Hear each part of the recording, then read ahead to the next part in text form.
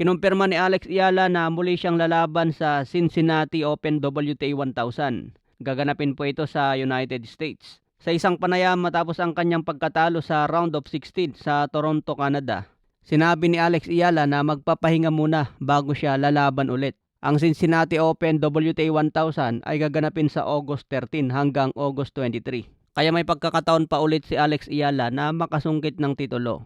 Pero syempre, mabibigat pa rin ang kalaban niya dito mga boss, lalo na WTA 1000.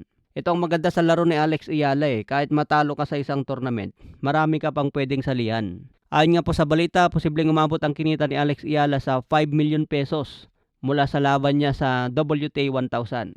Sa edad ni Alex Ayala na 21 mga boss at marami pang laban ang darating sa kanya, siguradong kikita pa to ng mas malaki. Lalo na habang nakikilala si Alex Ayala, mas malalaki din yung sponsor. Sa iba pang balita, Conor Ben, malaki nga pong nagbago sa katawan niya dahil pinilit na makuha ang 147 pounds. Taong 2022 pa ang huling laban ni Conor Ben sa 147. Dahil mula 2022, lumalaban na siya ng 154 pounds at 160 pounds. Kaya sabi ni Conor Ben, ito na ang huling laban niya sa 147. Matapos makuha ang WBC belt ni Ryan Garcia, iiwanan pa rin niyang 147. So abangan natin mga boss ang bakbakan nila ni Ryan Garcia September 12. Makuha kaya ni Conor Ben ang tamang timbang na 147? Hindi kaya madrain ang katawan niya mga boss? Maraming eksperto ang nagsasabi malaking epekto ito kay Conor Ben. Hindi pa man natatapos ang laban, meron na agad rason kung matalo man si Conor Ben. Matinding upset nga daw mga boss kapag manalo si Conor Ben dyan. Talagang minamalit si Conor Ben mga boss dahil times 4 ang kanyang pagka-underdog. Samantala, binunyag ni Ed Hearn na bago matapos ang taon 2026, posible na mangyari ang unification fight ni Jaron Ennis versus Josh Kelly.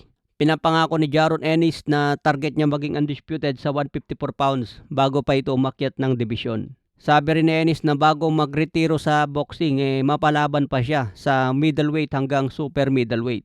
Sa tingin niyo mga boss, maabutan pa kaya ni Jaron Ennis si Canelo Alvarez bago magretiro?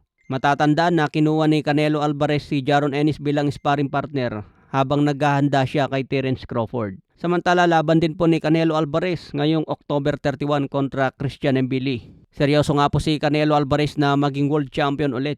Hindi raw siya papayag na matalo kay Christian Mbili. Bago daw siya magretiro, kailangan maging world champion muna. Okay mga boss, yan lang muna ang ating balita. Follow for more updates.